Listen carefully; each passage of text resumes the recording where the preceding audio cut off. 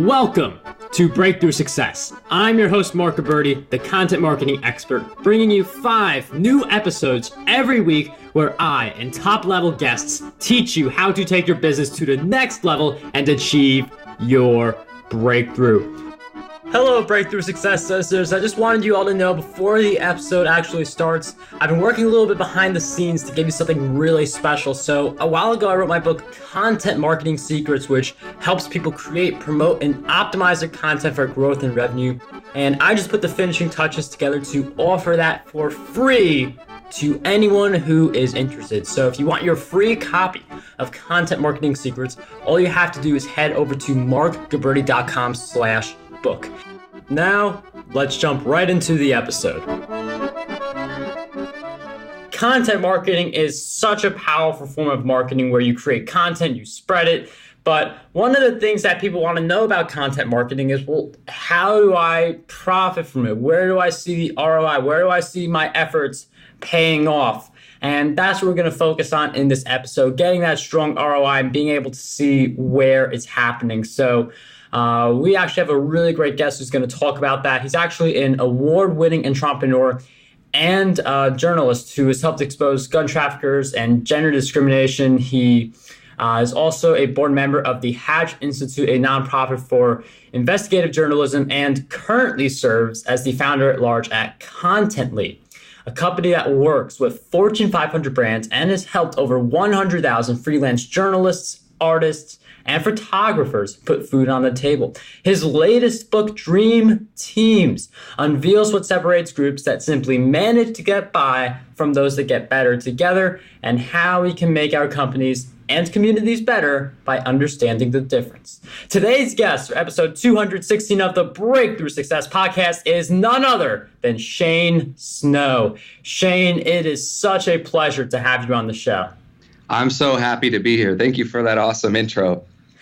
Shane, I'm really happy to have you on the show as well. And content marketing is just such a hot topic, especially when we're thinking about ROI. So this is a topic that I'm really looking forward to dive in. But I'm wondering, before we do that, if you give us some backstory about Contently, how that idea came around, and why it's important to you.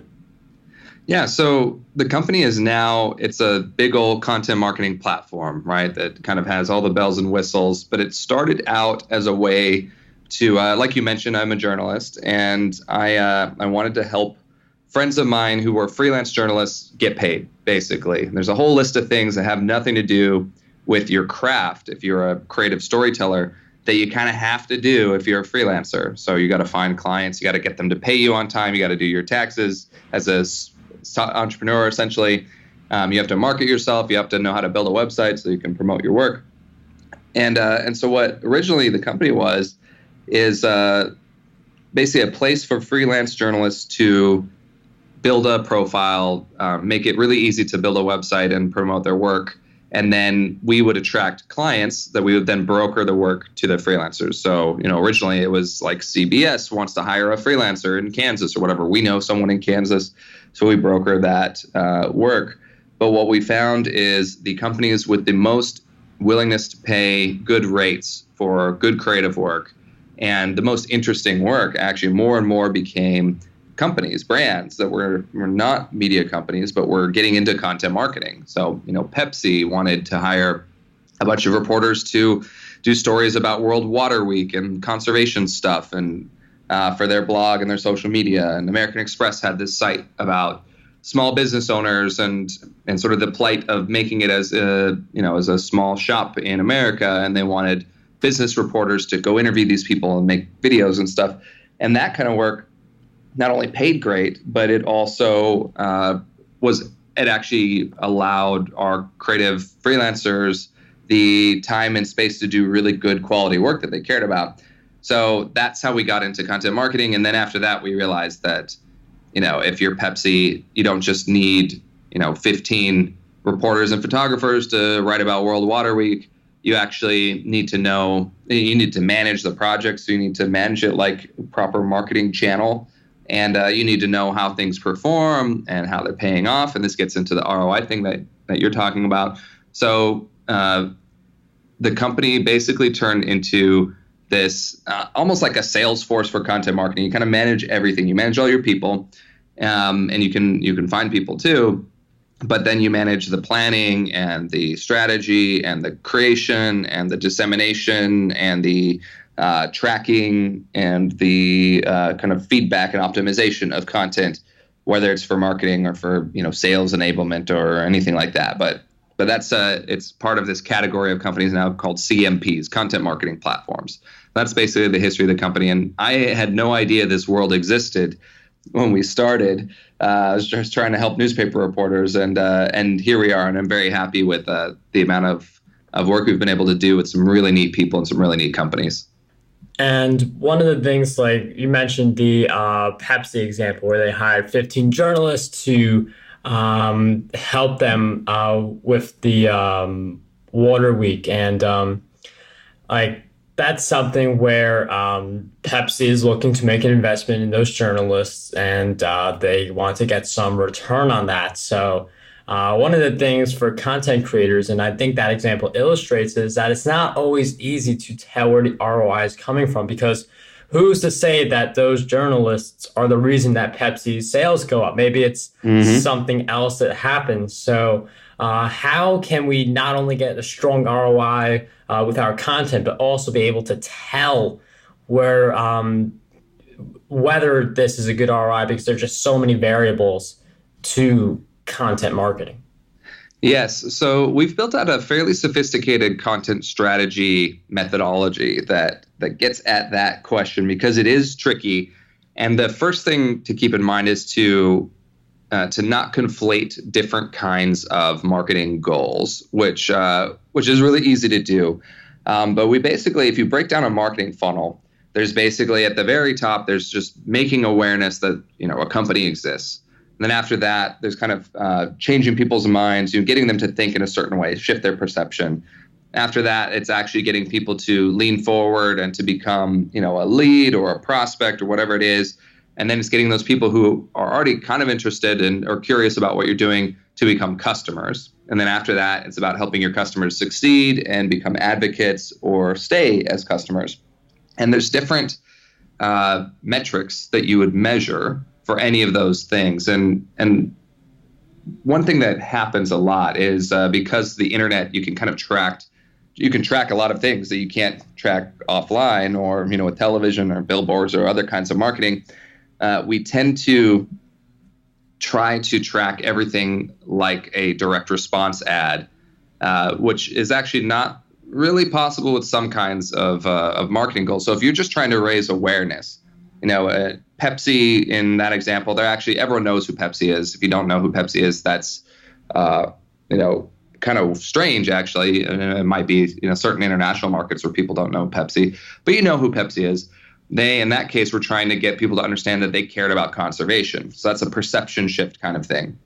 So how do you measure that? That's going to be like any kind of TV campaign where you're trying to shift people's perceptions about something, which means you're trying to measure how many people got exposed to this and take a sample of people's attitudes before and after being exposed to this, which is sort of like a survey-based thing, which is actually a lot more involved and a little more manual than a lot of kinds of content marketing tracking. There are tools. We built a little tool at one point that actually pops up a little survey while you're on a blog post or a piece of content on a website that asks questions about basically brand lift questions about the brand, and then you compare people who have never seen this content about Water Week or whatever it is. We didn't actually do it for that campaign, but you get the idea. You compare people who've never seen any of this content with people who have seen this content, and you see what's the difference between their attitudes or how they think of the brand. BuzzFeed does a lot of this with their sponsored content. And so that's the way to measure it. And it is very imprecise when you're at that level. You're just trying to basically take a stab at how many people saw this and are they thinking differently about this.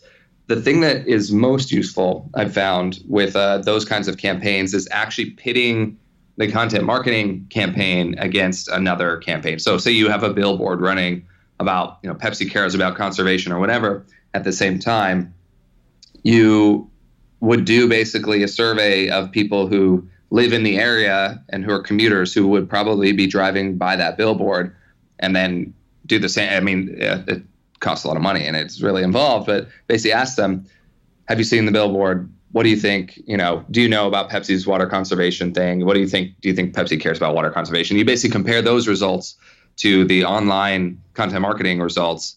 And then you see, well, it looks like people that saw this stuff on Facebook and, read the blog posts, they get it more than people who just drove by the billboard, that sort of thing. It's a lot easier when you're measuring how many people click to subscribe or to follow or to buy something. But in any case, making sure that you're comparing apples to apples, you're comparing the brand lift perception campaign with content to the brand lift perception campaign with other forms. Otherwise, if you compare it to, Google ads, you're comparing two very different things with two very different kinds of intent and response types. And one of the, like we've been referring to the Pepsi example a lot, but you've also attracted a lot of other big brands for content leads, such as Marriott, Microsoft, and Walmart, just to name a few. And I'm wondering, how exactly do you get these big brands on board a service like content lead? Like, how do you get these big brands that they have so much revenue coming in that they could just choose whichever service they would want? So how do we create something that would get their attention? Yeah, well, so initially, when content marketing started getting popular, a lot of these brands realized that they needed to do something with this, or they at least needed to experiment. So it became easy to get a lot of kind of pilot programs going with big brands. And how we did that as a company is we actually used content marketing ourselves.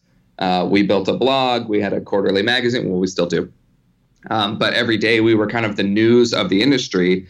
And we would critique content marketing campaigns, and we would offer advice, and we would share our strategies. And we built up this big email list. So our own content marketing, we actually measure that whole funnel. How many people are we reaching? How many of those people are, when we do these regular surveys, what do they think of us versus competitors? And then how many people actually subscribe to our email lists, and how many of those people actually click on our stuff, and how many of those people, want to talk business with us. So we track all of that ourselves, and we target our content. For a long time, we actually have been targeting our content at bigger enterprises that are, our main customer type.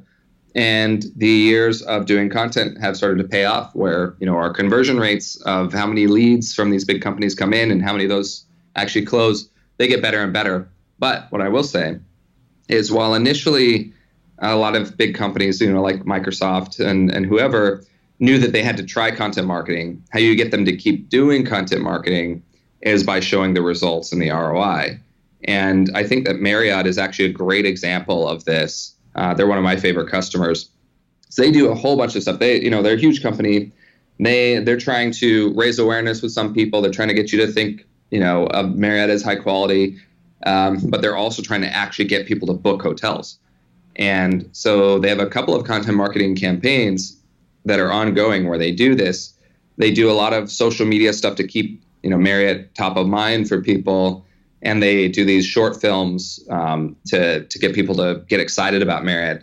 You should actually look up Two Bellmen. They've done 3 of these. They're these awesome short films where these bellhops who do parkour are always saving the day in the hotels. Something goes wrong and these guys do backflips to save the day. It's really fun. Anyway, that's all about getting you to think about Marriott. What they do with Contently is they actually produce these travel guides. So they came to us saying, we want, when someone's thinking about traveling to New Orleans, we want them to book a Marriott hotel. But how are we going to do that? We think if we offer really in-depth guides of, what to do in New Orleans and histories of the city and, hidden stuff that you don't find on TripAdvisor or, general tourist sites, we want to give people the most high quality kind of overview to how to have a great time in the city. And then if they do that, then hopefully they'll book a Marriott hotel. So they've built out tons and tons of cities. It's called Marriott Traveler. So using, sorry about the noise there. Using Contently, they've built out tons of cities. And basically what they do is every place that they write these city guides for, at the bottom of every guide, it says, and here's hotels that are available. Here's, prices, look up your hotel. And they call it putting heads in beds. They actually measure how many people per piece of content they put on their site and how they promote it, how many people actually book hotel rooms. And so this is further down the funnel.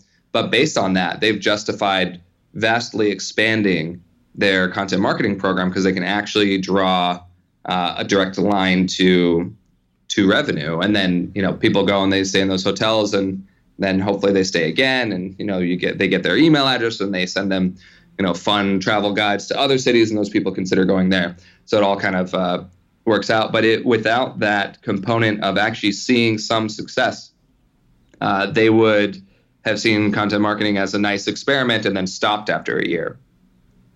And it's really interesting how really big brands are adopting content marketing. And we know it's not just bloggers. We know it's not just podcasters, YouTubers.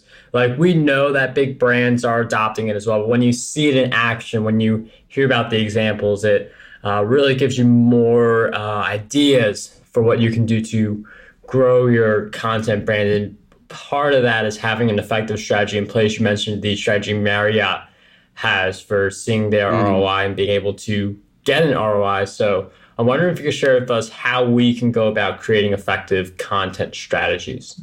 Yeah. So, the easy plug would be that my second book that I co-wrote this book called The Storytelling Edge with our editor-in-chief at Contently.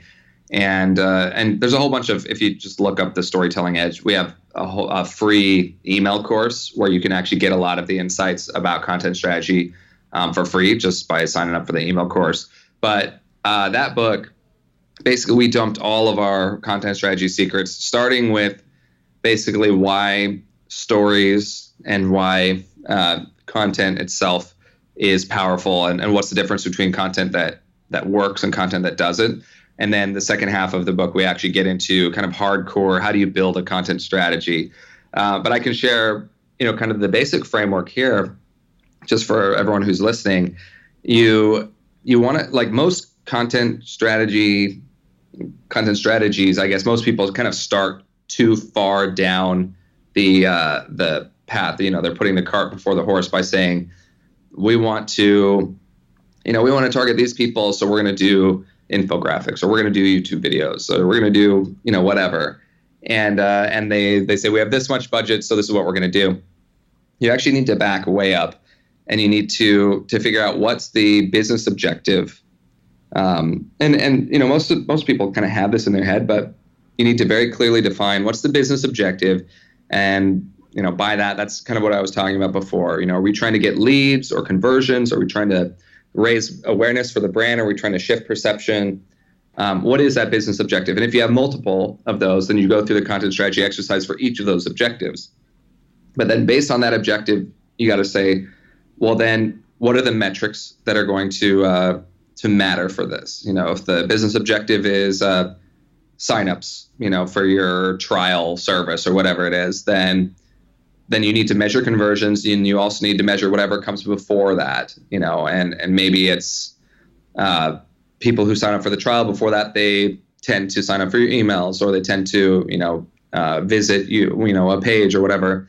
You need to kind of back out the math of how many people you need to get for that to happen. And then you need to set an actual goal of how much do you want to move that metric. So you want to increase signups by, 100% or 100 signups a month or whatever it is. And then you actually have to back out, well, how much exposure, how much traffic do we need to content? How many views to our, social posts or whatever it ends up being? You need to have a pretty good idea of how much you need to do in order to meet your goals. And then after that, then you say, well, where this audience that we want to fulfill these goals, where are enough of them hanging out, on the internet? Usually it's the internet, but where are enough of them hanging out that we can actually hit this goal? So what channels are they in? And, often we jump straight to the channels and we'll say, oh, it's YouTube. And maybe after you've gotten this far in the analysis, you'll say, actually, YouTube is not going to be the move, but maybe you will. Maybe it ends up being the same thing, but at least you've gotten there deliberately. So say you're trying to get signups and you're thinking YouTube and Pinterest and, your company blog and your email list. That's where you're going to get people to eventually convert and sign up. And so then after that, then you say, well, what are the content formats that actually make sense for these? What are the lengths of videos that are going to appeal to this audience, that sort of thing. And then after that, you talk, topics. What's resonating with people now? What's going to be a blend between what we care about and what other people care about and what's trending? And that's where a little more of the art comes in. And then after that, you say, okay, here's the plan. Here's the editorial calendar of the pieces of content we're going to produce, when we're going to put them out, how we're going to promote them. And now here's what we need in terms of staff to make that content and to edit it and all that and to push it. And then here's how much it should cost. So kind of doing all that. And then, usually at that point you say, oh, wow, that's going to cost more than we think. So let's reduce our goal because, we got to be realistic. We're not going to hit the goal if we don't have the budget to make that realistic. So that's sort of the basic framework. And then really what happens is it's like the military analogy, no, I'll get it wrong, but, no battle plan survives the first shot. So basically, once you start, you're going to start measuring the results, and what you measure is going to be very different than what you planned. And so you adapt, you optimize what's working, you split test different things, and then you finally, kind of ratchet down to the specific kinds of content and strategies that actually yield the most results. And you always spend some time experimenting because you never know what's going to be a surprise. But that's the idea. So it is a pretty involved process. And what it takes is discipline and patience. But you also have to make sure not to neglect the creativity part. The actually telling stories that are going to be interesting enough to get people's attention and keep people's attention. That often ends up being the hardest part. Kind of the science and the math part, adding up what you think is going to happen, and then optimizing to get there. That's that takes time, but that's the kind of the repeatable thing. The thing that is harder is figuring out the kinds of content and getting the creative talent to make content that people actually really love. I say that's the hardest part. Actually, the most difficult part is the most frustrating part is when you have all of that down, actually getting it in front of people, getting people to care about it when you don't have an audience yet. That ends up being really hard if you don't have money to pay. But, having great content and being able to get it out there so that it gets shared and people come find you, that is a huge part of making that happen. And in your answer, there's just so many parts of an effective content strategy. And sometimes it can feel overwhelming, but as you continue to put in the work, continue to create systems, all that does become a little easier over time. But one of the things I also want to tackle is in your experience with content creators who are just getting started or people who are on the road to success, and these big brands also, as mentioned before, like Marriott, Microsoft, Walmart, Pepsi, and so many others. What do you believe are some of the common themes that hold content creators back from enjoying the big results they want to enjoy? I think there's two things. So one of my favorite editors at Wired Magazine used to tell me that great writing, and I think this applies to anything with content, but to me it was writing because I'm a writer, said great writing is only 1/3 writing. And the other 2/3 are thinking and research. And so you'll only get good writing if all you do, is write. So you'll only get good content if you just make content. You actually need to spend most of your time thinking, planning, and researching so that what you're actually making is going to resonate, it's going to pop. That's really hard and really important. It's where a lot of people go wrong. There's so much content on the internet now. And so if you're, a creator or you're a business, working with creators, trying to make something that matters, you have to be the tip of the iceberg that sticks up above the water. Otherwise, no one's going to see you because there's just a sea of content out there. And it's not just, other stuff on the internet. It's also Stranger Things on Netflix is vying for your attention, and, a million other things want your attention and are really good. So you need to create content that actually sticks out, that gets people's attention. We have this little diagram where we say that, some percentage of your efforts should be dedicated to sort of the top of this pyramid, which is breakthrough content or blockbuster content, where you're putting a lot into thinking about and production value for content that is going to really pop. And then underneath that, the bottom, 2/3 of the pyramid are about cadence content, which is, doing content that regularly keeps you top of mind, that, reinforces what you're doing, but that's more sort of thoughtful and ongoing. And then at the bottom of the pyramid, you have essential content, which is like, if you don't have this content, you don't exist. So like your website, basically.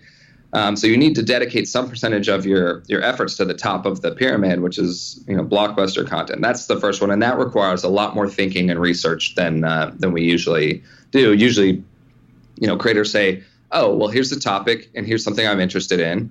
Or we'll do a top 10 list about this topic and here we go. And the problem is no one cares about that, or it's been done a lot, or it doesn't stick out enough for people to really see it. So you need to spend more time on that.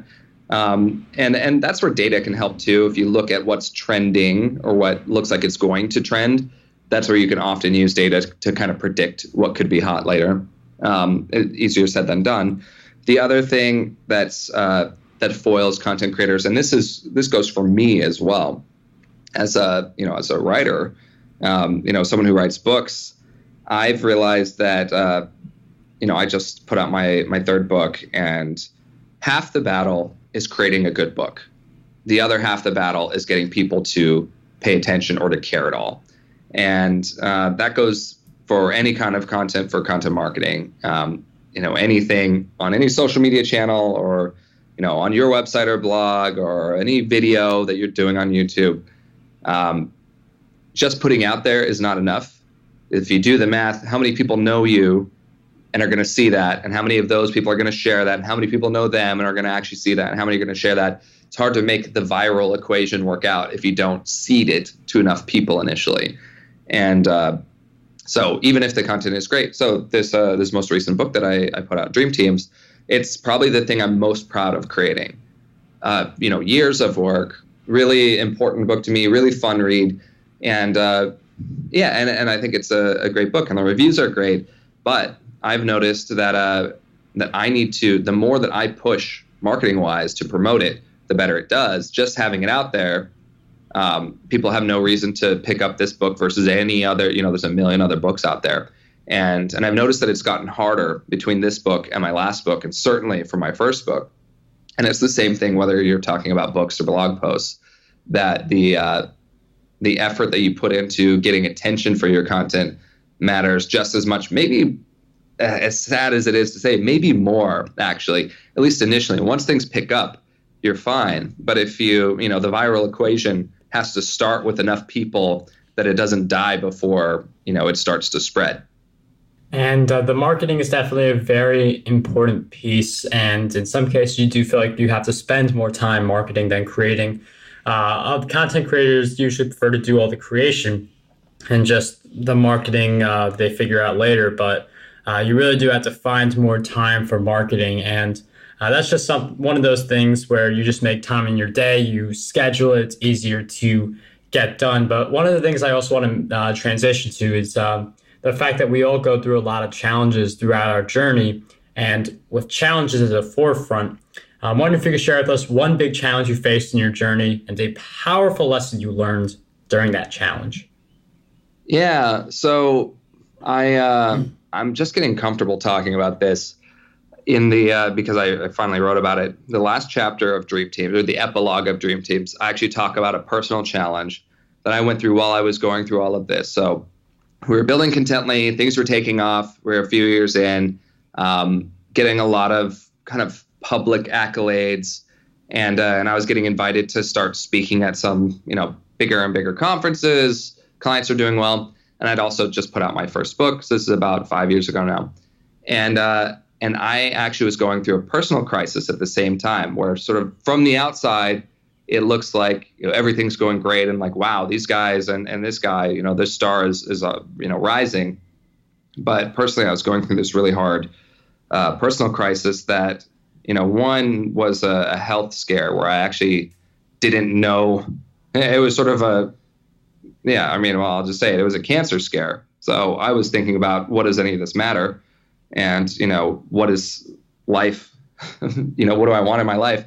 And then I was also going through another personal crisis. And basically, I was left being personally broke and unable to afford an apartment for 3 months, while on the outside, I had to put on this show of, everything is great and we're so successful.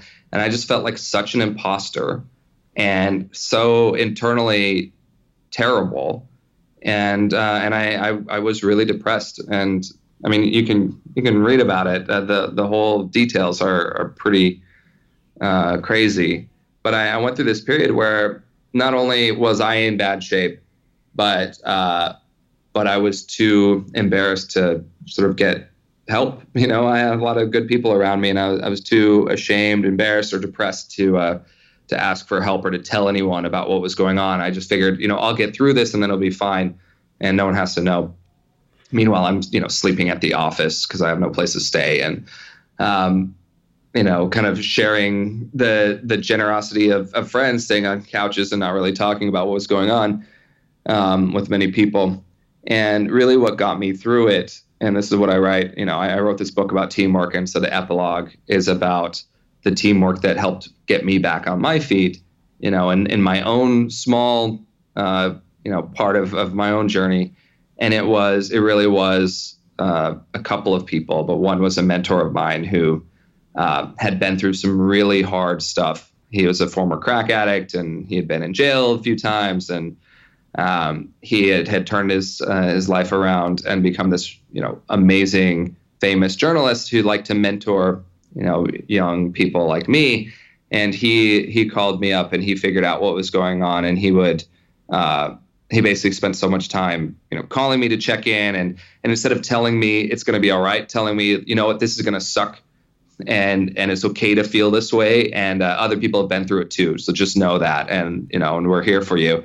And, and then I had an assistant who was really helpful, who got me into meditation and to kind of get my mind more on things like yoga and exercise. And these people kind of gathered around me once they kind of figured out what was going on. And one, didn't judge me. Two, didn't, tell other people, they let me share my own story.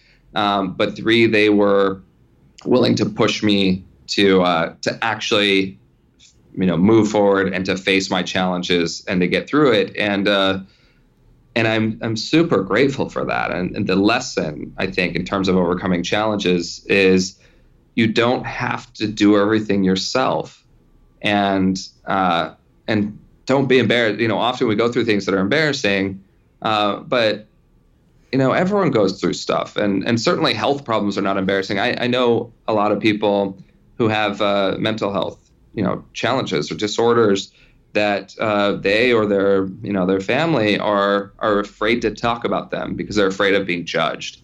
And that's so sad to me, because when we know most people are good and will reach out and will help and support, or will at least try. And that's what we need to get through really hard things like that. And whether it's, for someone like me, it's kind of situational short-term depression in this really crappy situation, or it's someone who's dealing with something chronic, either way, having people around who care and being willing to share your story really matters. And you'll be amazed what people come out of the woodwork to help you. And so that's what I learned. And that's kind of why I decided to share that story at the end of, this book that's, primarily about, business and work and, society. I decided to share the personal story about that because I think the more we can talk about our challenges, and the more people come to help us, but also the more other people realize they can talk about their challenges so that we can help them.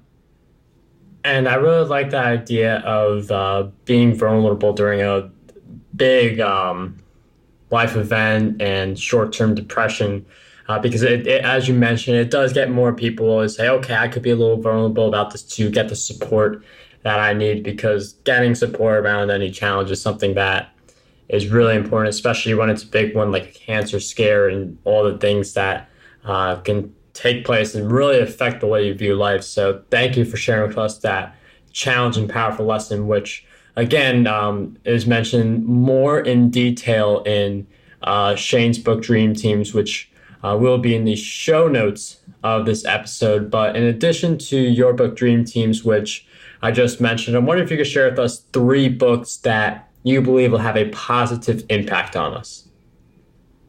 Yeah, so I'm obsessed with this new book called The Creative Curve, which is by Alan Gannett. Just came out. It's my kind of nonfiction book because it marries pop science and real research with really fun stories about like the Beatles and the guy who runs Netflix's content algorithm and Taylor Swift, Lady Gaga, really interesting creative icons. But this book basically can help anyone who, whether you think you're creative or not, it can help you to be more creative. So I really love The Creative Curve.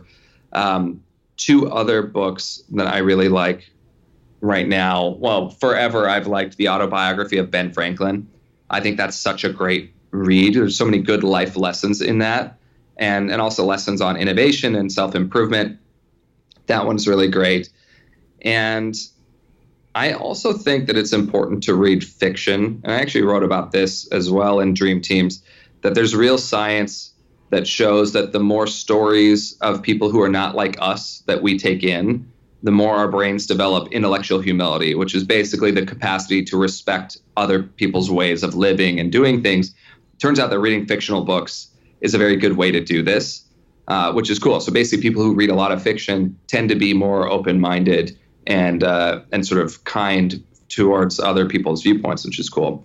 So the fiction book that I love the most is sort of the strangest book out there, but it's Kafka on the Shore by Haruki Murakami, and I keep reading that over and over again because it's so mind twisting, but it's also about talking cats. I know that's a very weird pitch for a book, but I like reading books that really challenge me into going into intellectual territory or stories about people that I really am not like, and so books like Kafka on the Shore, anything by Murakami, anything by foreign authors, actually, I really like because you get a peek at different cultures that are unlike your own. I grew up in a small town in Idaho. Now I live in New York, where there's a lot of different cultures sort of mixing, but it's, mostly I'm surrounded by American culture. So reading fiction that takes place in other settings, to me, makes me really happy. Shane, thank you for sharing with us those great book recommendations and the idea to read more fiction books as well. All those books will be in the show notes, marketberry.com/E216. We'll also throw in the link to my book, Content Marketing Secrets, within the show notes as well. And before we wrap up this episode, Shane, I've asked you several questions throughout our time together, but what do you believe is one question that we need to be asking ourselves more often? I think it would be something along the lines of, what do I not consider changing my mind about? And could I consider a different way of thinking about it?